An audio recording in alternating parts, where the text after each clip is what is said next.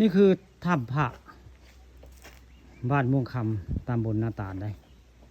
บรรยากาศคักพี่น้องทิวทัศน์สวยงามได้นี่เหมาะสำหรับที่สิมาปฏิบัติธรรมหรือว่ากรรมฐานอยู่บริเวณหน้าถ้ำหรือวัดถ้ำพาพึ่งบ้านม่วงคำตำบลนาตาลอำเภอตะงอยนี่คือวัดถ้ำพาพึ่งเลยพี่น้องนี่บรรยากาศคักอันนี้ถ้ำสวยงามพี่น้องถ้ำนี่สูงประมาณ7 เมตรได้มองนี่ประมาณ7 เมตรผู้ขาคิดว่าได้ถ้ำนี่ก็มีตำนานเล่าขานนายป๊อกบ้านม่วงคำตำบลนาตาลใต้ลงไปพอได้สิมีหินประมาณ8 เมตรได้ที่ลุงป๊อกเข้าไปแล้วก็มียิงงามได้ส่วนมาเที่ยวไปเที่ยวได้เพิ่นมาใส่เบ็ดในนี่ละหน้าโซ่นี่ละแล้วก็มียิงผู้นึงได้งามเพิ่นว่า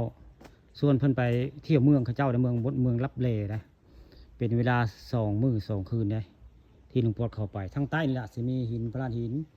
ยาวประมาณ8 เมตรได้ที่ลุงป๊อกเล่าขานให้ผู้ข้าปันคำว่าจ่ามาได้ข้อมูลได้จังว่าเว้าอันนี้ถ้าผมมีข้อมูลก็คือสีบ่เว้าได้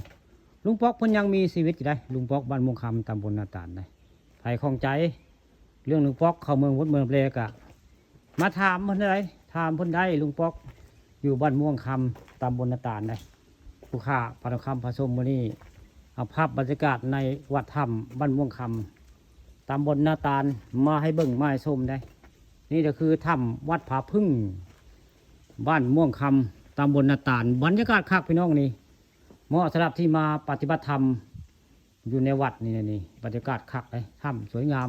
ตำนานเมืองบงบดเมืองเปรกับมงนี่แหละที่ลุงป๊อกเล่าขานมากะมงนี่แหละพี่น้องนี่คือเป็นวัดถ้ำผาพึ่งบ้านม่วงคำตำบลนาตาลได้ผู้ค่าป่าทองคำผสมวันนี้มาว่ามาจาอยู่ผู้เดียวได้อยู่บริเวณถ้ำวัดถ้ำผาพึ่งนี่หมู่ยังบ่มาฮอดได้ผู้ข้าปันคำผสมมาผู้เดียวได้มาเอาภาพบรรยากาศในถ้ำวัดผาพึ่งบ้านม่วงคำตำบลนาตาลตำนานลุงป๊อกเข้าเมืองบดเมืองเปลเป็นเวลา2 มื้อ 2 คืนพี่น้องนี่จะได้มาว่ามาจาเนื่องจากลุงป๊อกมายืนยันตัวตนลายเทื่อได้อยู่ในหน้าถ้ำนี่หรือว่านาทุกนาโซ่นี่มื้อนี้ผู้ข้าปันคำผสมก็ได้เอาภาพบรรยากาศในถ้ำวัดผาพึ่ง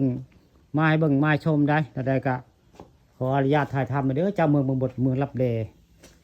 เราที่จะทางเนาะผู้ข้าก็มาถ่ายภาพสิได้บ่ได้เอาอย่างดอก